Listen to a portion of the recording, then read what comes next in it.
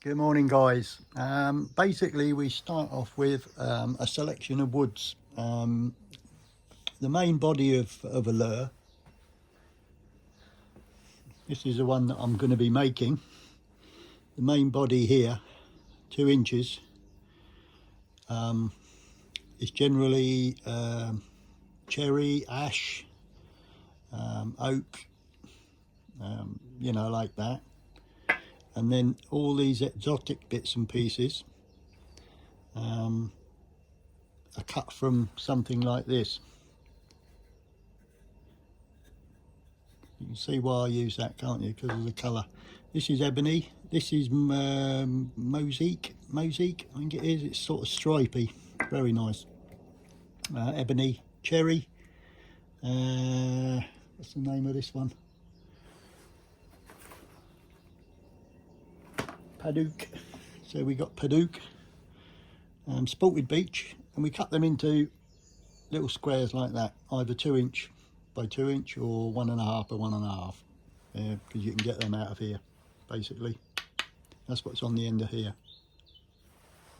Spalted beech, and an ebony, really heavy wood.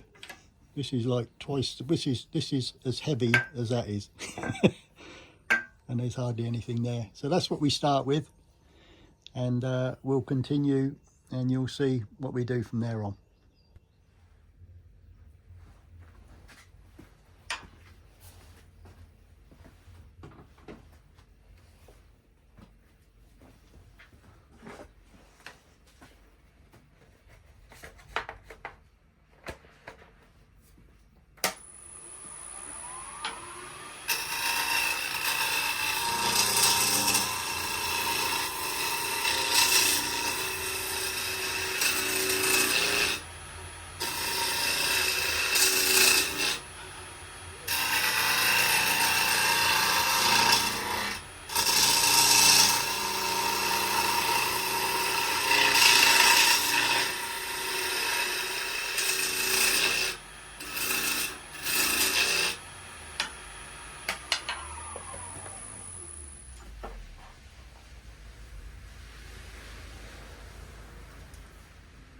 What I'm basically doing at the moment is just trying to get it round,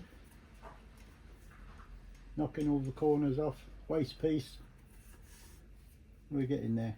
I usually sharpen these. I've just sharpened this before I made the camera, put the thing off.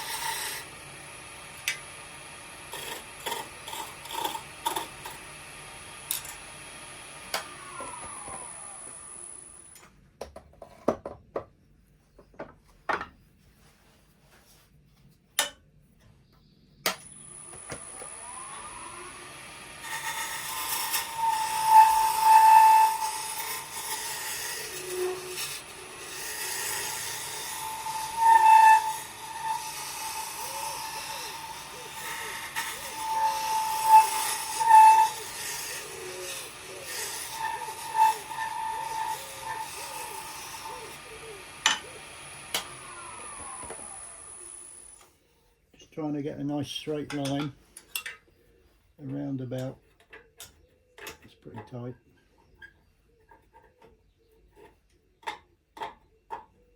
I'm going to come down a bit more.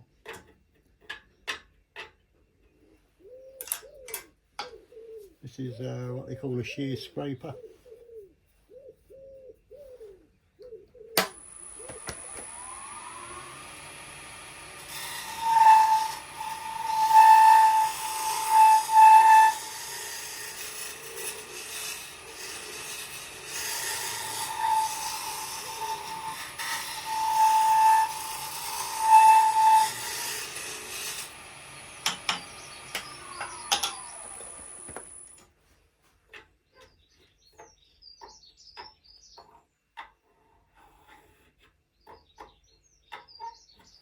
A little bit more.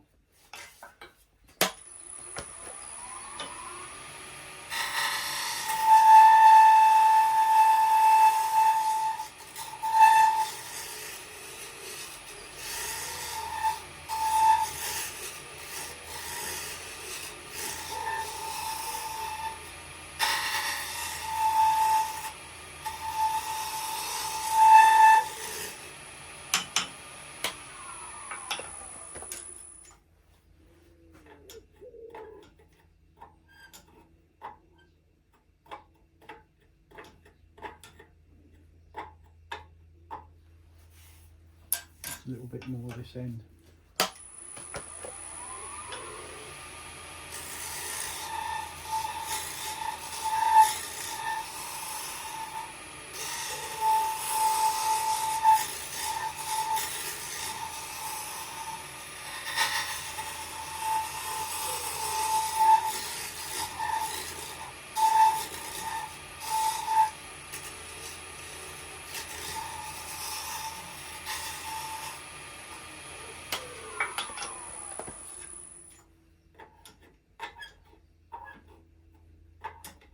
All good.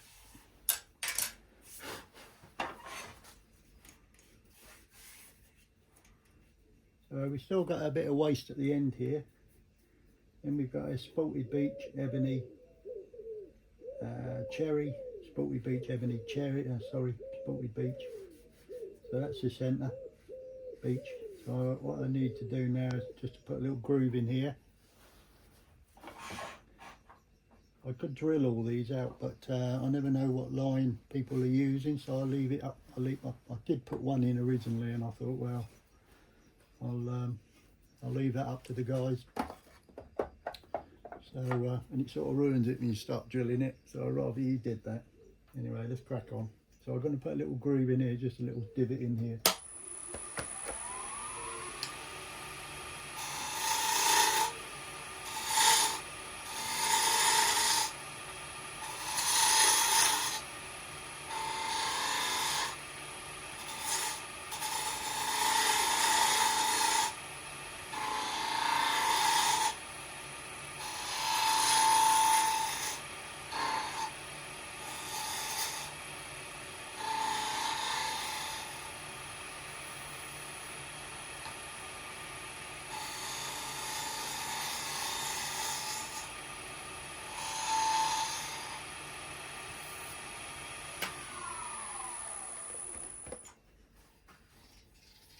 I do love the black and the white, really nice. So the next job is just to round these ends over. So this, although it's spalted beech and it costs a fortune, I've got to take most of that away because the point here is going into it and holding it in the chuck. Tailstock. But yeah, so I've got to take that away and come back a little bit further and take a bit more away. So I'll probably be back here when we're getting that round over, and then same here. But this is all waste, this piece here, so I can actually take a lot of this away and then round this bit over. So that's the plan. So let's crack on. I'm not sure if I want to use this. We'll see how it goes. No, I'll use a bigger one. No, I won't. I'll use a little one.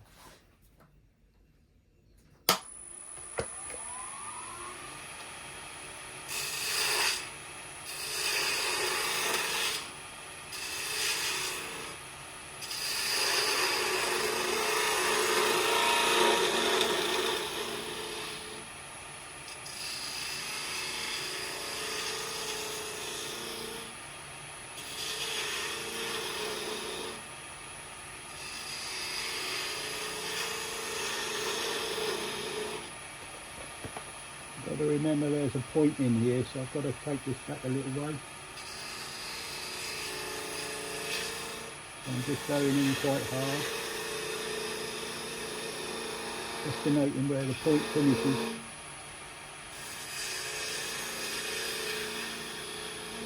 I reckon about there, so I'm just going to round this over a little bit.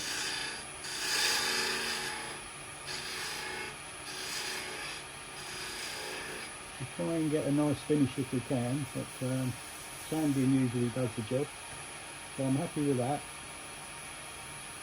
Now we need to start at this end.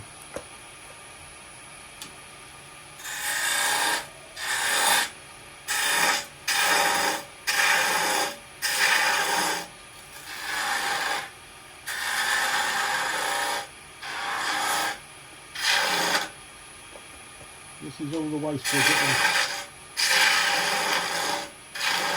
we're chopping into at the moment. This is obviously the spalted beech, this bit here. I've got to try and match that profile there, basically, so need to get rid of a lot of this.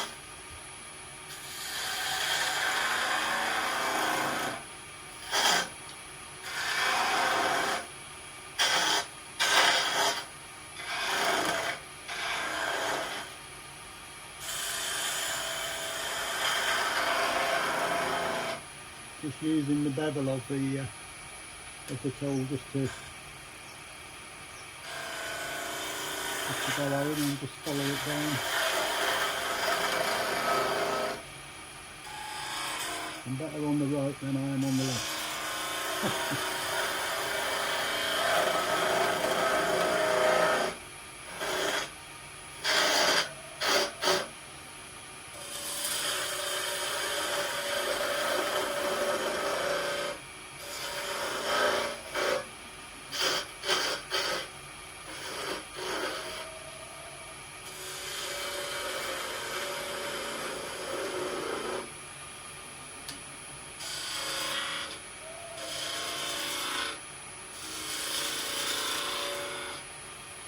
When I get to this stage, I'm comparing what that looks like to this one over here, so this needs to be quite sharp too.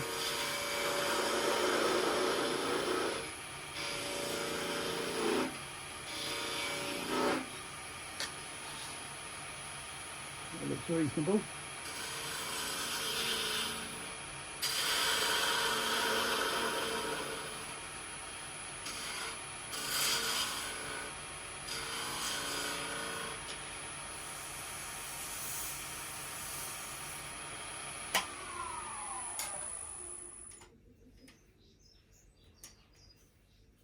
See the spalted beech in the end there, lovely wood. I've got some actually that are here. I used what I call the main body.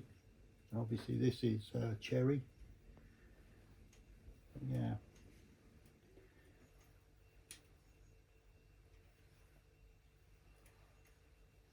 So, let's get the sanding out. I'm always looking for people that want wood chippings. Tell you, I've got loads of it.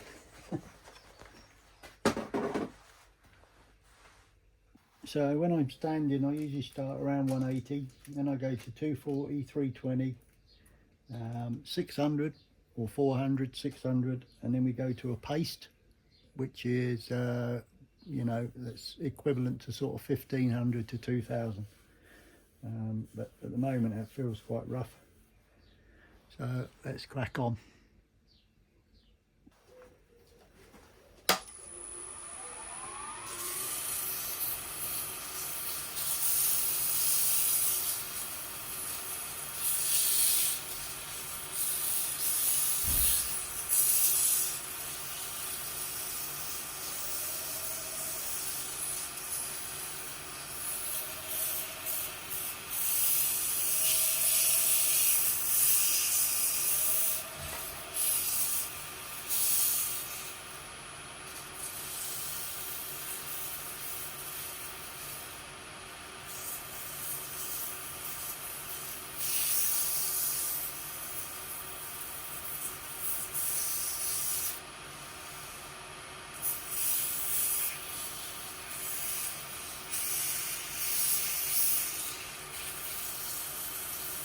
I got my face mask on, so hopefully you can understand me. It's this 180 just taking out most of the indiscrepancies, the tooling marks.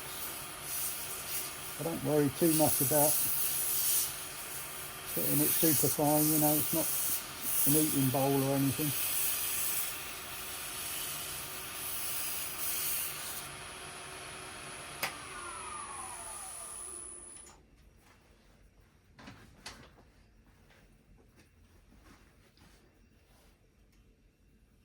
Looking good.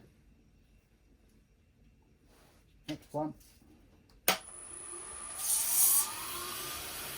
Going up in grade. Oh! Shot out my hand. I usually use bigger sheets of paper.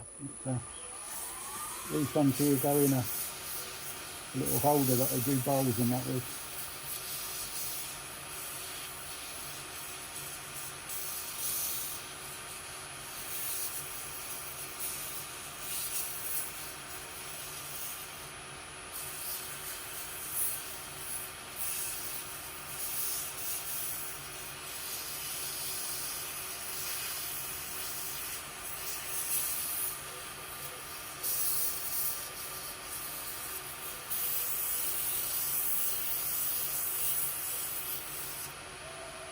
Next one. Quite a lot of work goes into these. I have to source all the wood originally, cut them into little sections, glue them all up, leave them to sit for a couple of days in a clamp, and then this process. When you see something like this, you know, especially with all the different woods, there's a bit of work goes into them. If you've just got a lump of oak or something and you're making some block, you know, some handles out of them, it's not too bad. But with these, and they do look lovely, there is a lot of work going into it. So this is 600.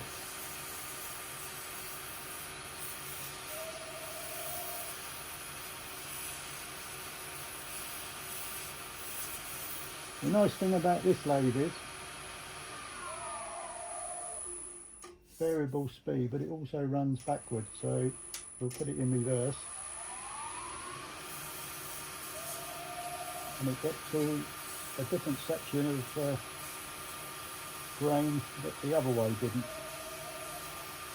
so you get a little smoother finish. I find that anyway. I'm not a professional wood turner, but I do enjoy what I do.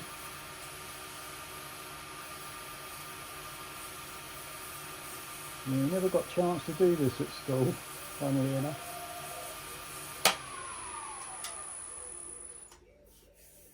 So that is okay, I'm happy with that. So what we'll do now, we'll get the paste out.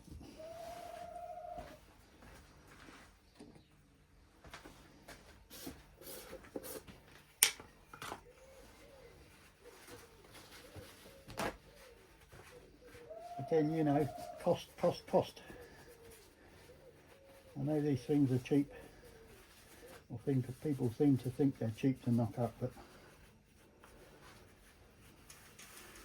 there is a lot of work going into them, and a lot of money spent on the wood. I mean, wood now is crazy money, really is crazy money. Absolutely crazy. I mean, years and years ago, I'm going back, I say years ago, say 10 years ago when I was making stuff like this, you could get a blank for a couple of quid, you know, 2x2 by a foot long, for a couple of quid, you know, the basic woods. If you wanted something exotic, like Purple Heart or Wavinga or something, then, you know, crazy money. But some of these exotic woods now, for a 2x2, in something really exotic, you're looking at 60-70 quid for a bit of 2x2 by a foot long. Absolutely crazy. So this is equivalent to about 1500 grade sandpaper.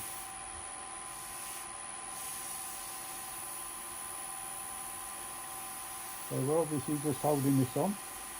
All this here is safe. But you want to stay away from that bit there.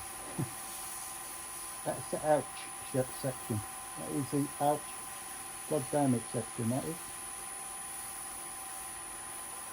But I can already see the difference in this and feel it as well.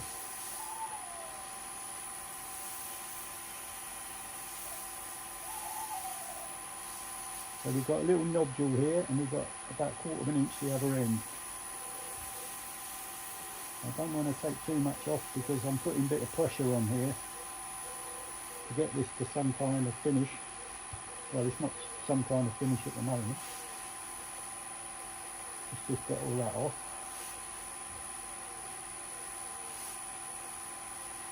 You'll notice the ebony is gleaming away.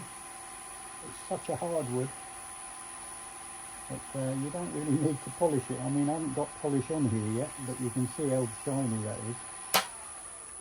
So let's stop that. Looking good. I noticed as well that these are slightly bigger here, so these must have been cut on the slant, these bits here. That's different though, isn't it? Grab a unique one. So we've got that. We then need a bit of sanding sealer. So I use a bit of acrylic. So basically, just turn the lathe right down. And just give it a quick blast with some sanding sealer. That's all it needs. Just let the lathe spin for a couple of minutes. While it's doing that, I'll pause you and I'll be back in a sec. So what I usually do now is grab a handful of wood shavings, just turn the lathe up a bit, and I'll just burnish with the wood shavings.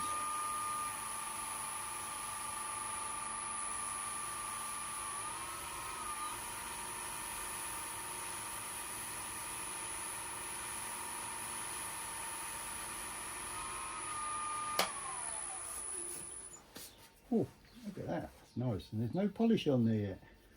Put some polish on. Good stuff. Right, polish. I just use a basically straightforward finishing wax. Cauldron, I've got several different makes. But notice this old tissue, what will we do without it? But, I'm not sure if I'll be putting this on whiz through this video, but if it does feed up, then it's because these are boring. I don't think it's gonna put it on as a normal run job, but we'll see.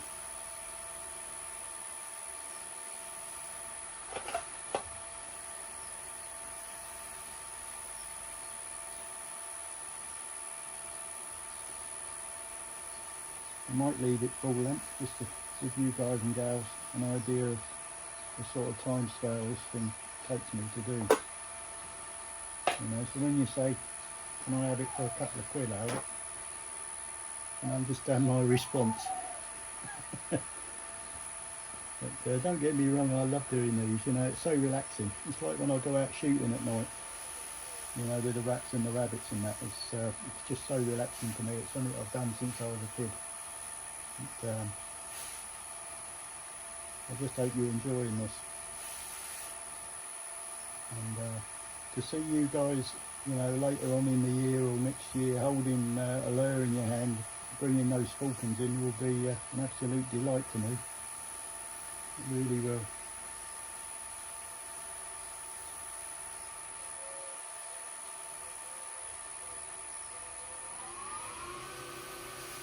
Just get the lathe up a bit more speed.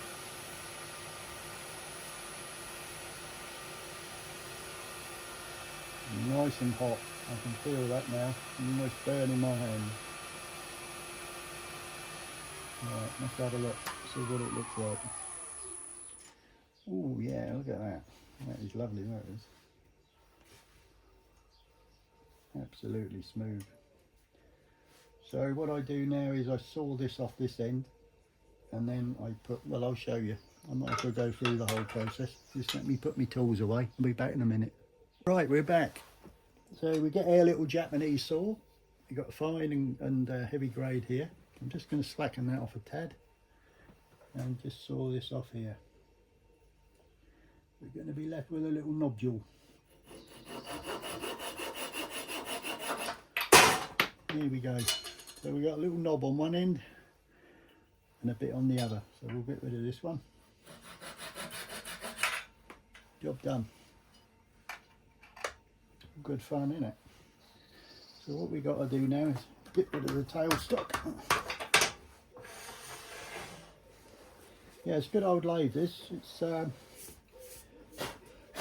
it's a jet, what they call a jet. I think it's made by Westminster, I'm not sure. But, I've only ever had one chuck. Only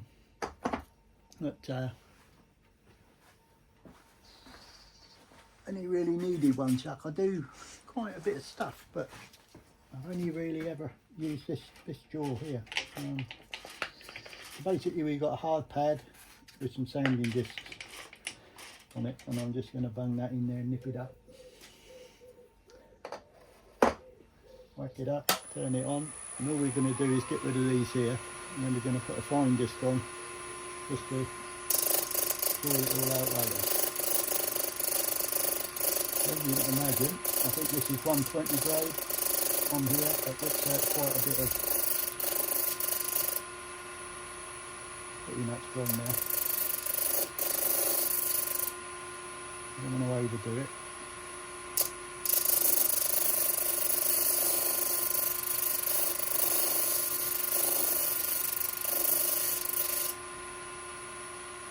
It's cool. It's got that.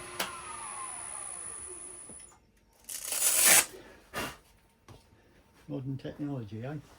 Now I just need a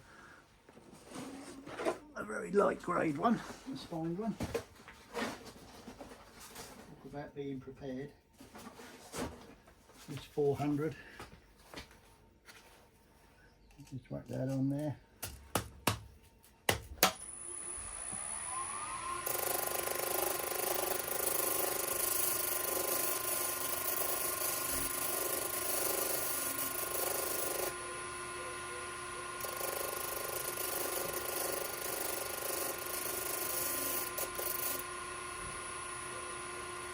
Good.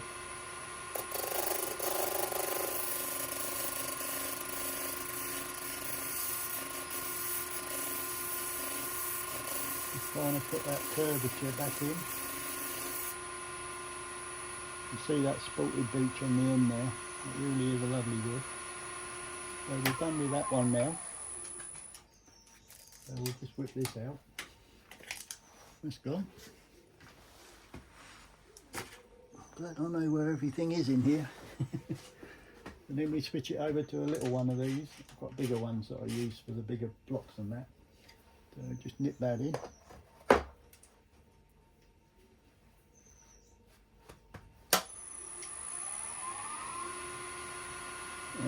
Where's my... I've got some Anuba wax here, which is really good. So I've just done a bit on there.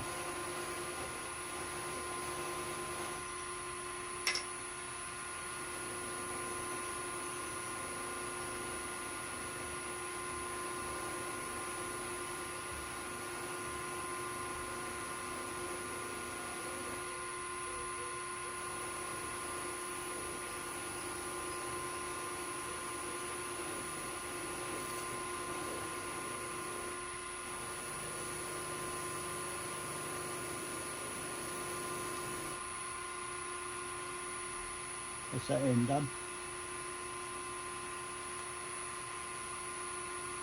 Just got to do this end now.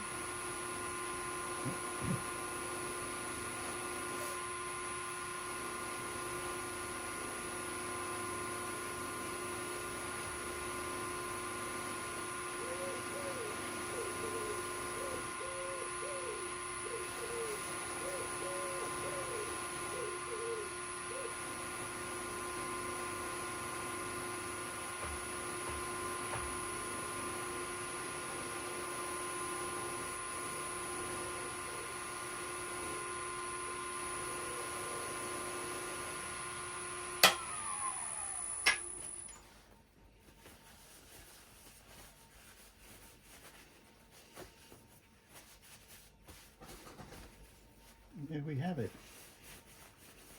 Another lure handle.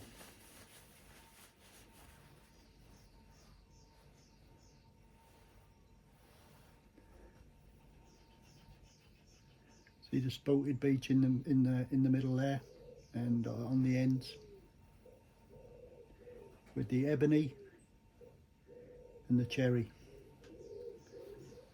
Nice weight. I will at some point be doing some with steel rods in here, brass rod, steel rod in each end for you guys that like to throw your lure up. I don't know. I could tell you some stories in the past where I used to do big shows in the arenas and I used to throw the lure up and the falcon would carry it a little way heading towards the crowd. So yeah, that prompted me to start putting lead weights, you know, brass weights in the middle, brass bar in the middle of mine, and that just pulled the bird down. But there you go, guys. What do you reckon? Another lure handle, custom made for you. Let me know your thoughts. Hope you're having a good day. Take care all.